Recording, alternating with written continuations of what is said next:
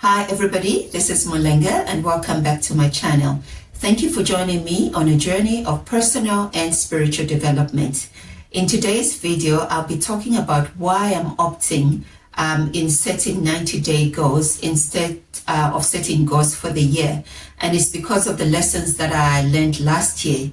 You know, they say that failure is an opportunity, for one to start intelligently. And so that's exactly what I want to do. So while I cannot say that, last year was a failure, I did notice that some things I would have been further ahead if I'd done things differently. And so I'm not going to practice insanity and do the same thing over and over and expect a different result.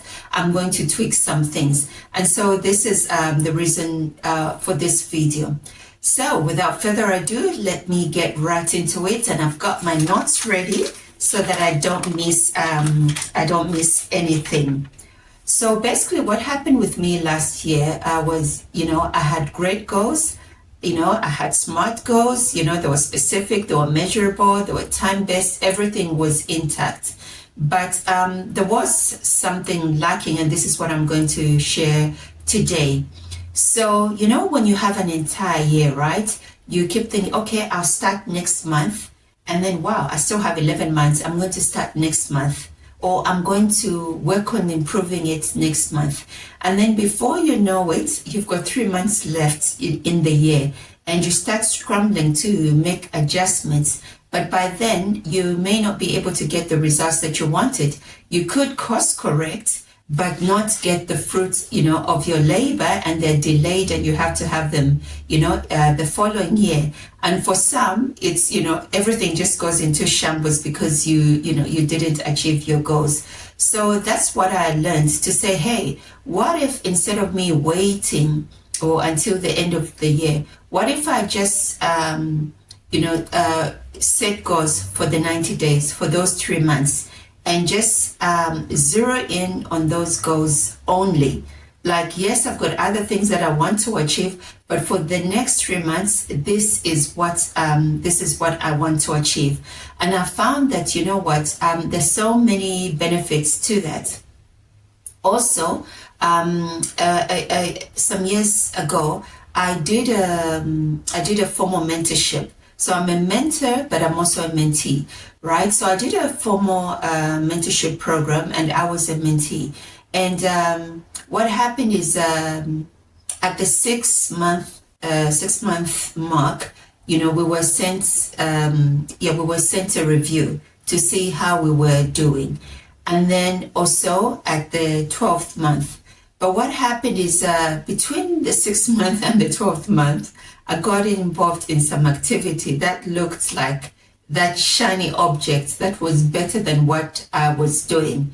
And by the time the 12-month mark came, they sent us these review papers. And would you believe it? I didn't even recognize those as my goals because I totally focused in another direction, that I had altogether, discarded those goals. And when I looked at them, they were such worthy goals. And I thought, oh my gosh, I just wish they'd been sending us these reviews every 3 months. I would have seen that, I had just gone in a different direction, and I would have course corrected and, come back to follow my goals. But nonetheless, I learned from that. And I said, let me do this, let me do shorter term goals. But for some reason, last year, I didn't do that. I had such worthy goals, that I think I really thought, let me wait, keep pushing. But I realized that even though I'd experienced a lot of movement and some results, the end goal was that the profit or the increase was very small. So that activity, that hustling, moving that to there, getting cash flow, I thought I was making progress, but the cash flow was actually circling. As it came in, it was also going out. So for some of you, it may not be anything that involves money.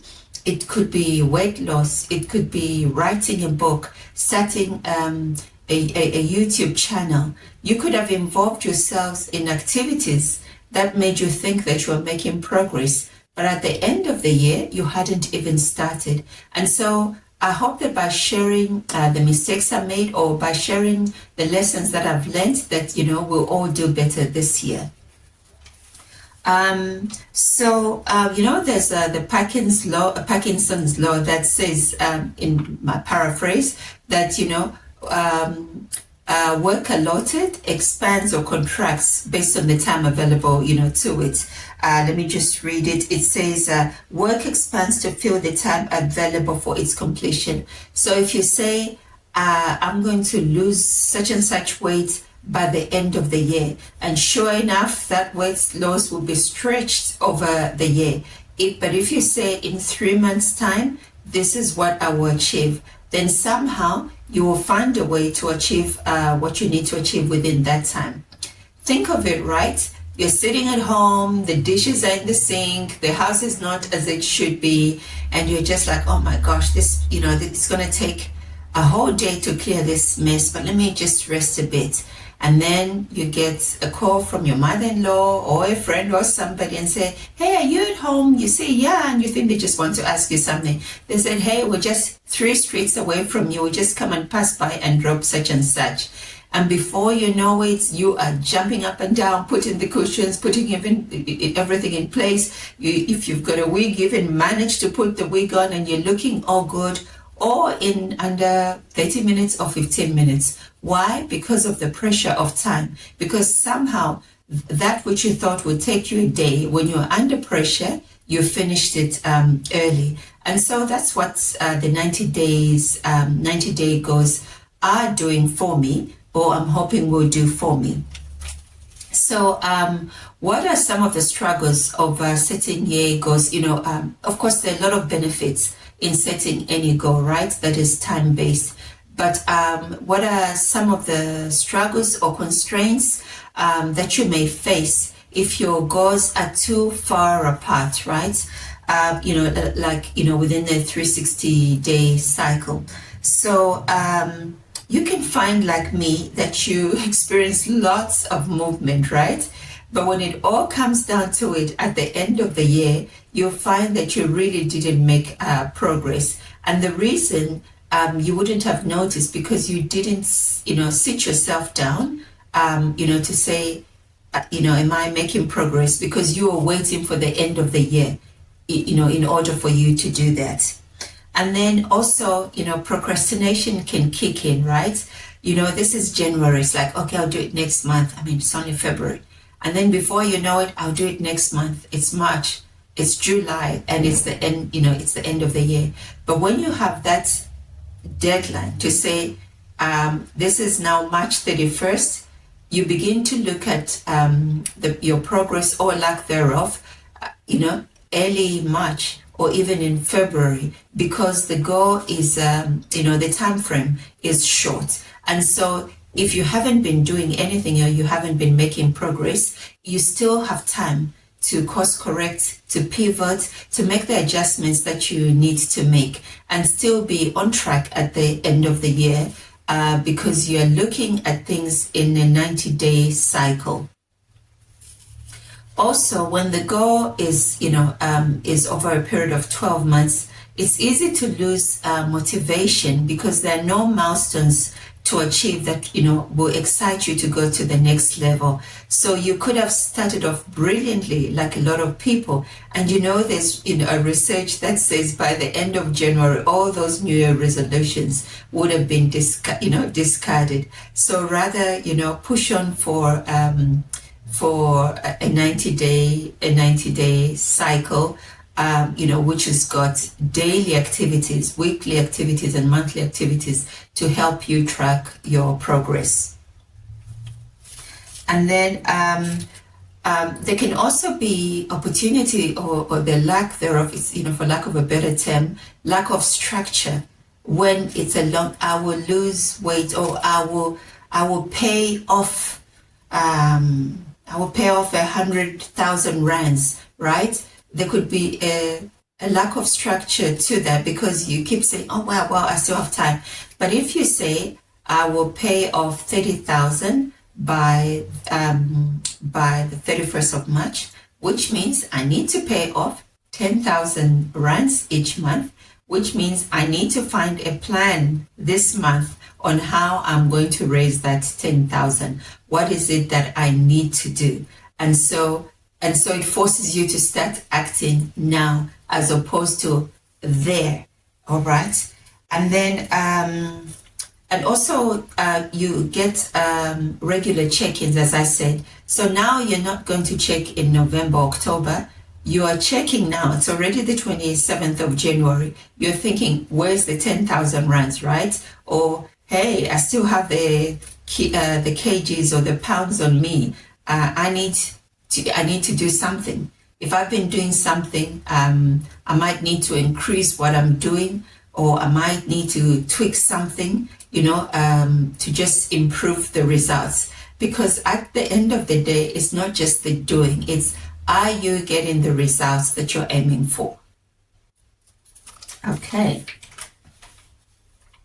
Also, number 4, if I was giving numbers, number 4, right? If it's I'm going to achieve this goal by December 31st. You don't have time. You may not have set up the structure, as I was saying, to be checking. So you are not adapting or making adjustments based on the results that you're getting, because you might probably check the results in October and it may be too late, or you may only achieve too little of what you set out to do. So now let's look at the benefits of a 3-month, cycle, or 90 days. It gives you clarity and focus. I can tell you that you really have clarity and focus of what you are supposed to achieve within this 90-day cycle. And you can tell when you have no plan. You can tell when you're not making progress, because it's so clear what needs to be done. And maybe if you are like me, you are, the big thinker, the visionaries, right? This forces you to get down into the details, because it's in the details that you get progress. Like, as I was saying with the example of money, what do I need to do? What more do I need to do? Okay, here's my salary. What side hustle can I do? What can I cut off in order to create that 10,000? Maybe I'm not able to make something extra, but what is it that I can remove from my budget or reduce, so that I'm able to meet my goal. So also, if you set a tighter deadline, right? As I said, your eyes are on the goal, as opposed to there in the sweet by and by. If it's here, your eyes are constantly on the ball. You're checking what needs to be checked, and it helps you to keep on point and to look at the factors that are actually affecting results now. And then flexibility. You are able to see quite early if you're making progress or not, and to make the necessary adjustments, to meet your goals, or your reality has changed. So when you made the goal, this was your situation, but now that situation has changed. And so because it's a short-term thing, you are able to quickly tweak what needs to be tweaked, adjust what needs to be adjusted. And also maybe when you made that goal, there weren't certain opportunities, but now those opportunities are there. And so you can even adjust your goals because you are tracking real time. And then enhanced productivity. I gave the example of where now, the guests are 3 streets away or 4 streets away. Somehow you get a lot done with that short time, because that's all that you have available. And so with the 90-day goal, it creates a sense of urgency, to put your house in order, to quickly check, is this working? Is this not working? Is my exercise or diet working? I need to do something now, because I need to jump on the scale quite soon, so I need to make those adjustments. And also, it helps with your decision making. you're very decisive when you've got a short time span in which to achieve a goal. So you're not really, oh, I'll talk to John, or to speak, I'll speak to Chrissy. Why? You don't take that long, like, I need to speak to Chrissy now. Why? Because I'm tracking. I need to check some results. So you don't keep putting it off to the future. And you decide, is this working? Is this not working? Because I need to have results, in 3 months' time. And so you're very decisive in the decisions that you're making.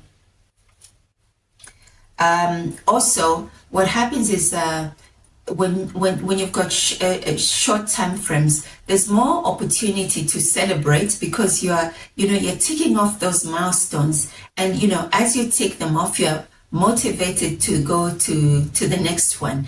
And then when you don't, of course, tick that milestone, you're again motivated to quickly do what needs to be done in order to have that celebration moment. So one thing that I'm doing, for me, is I'm also rewarding myself, right?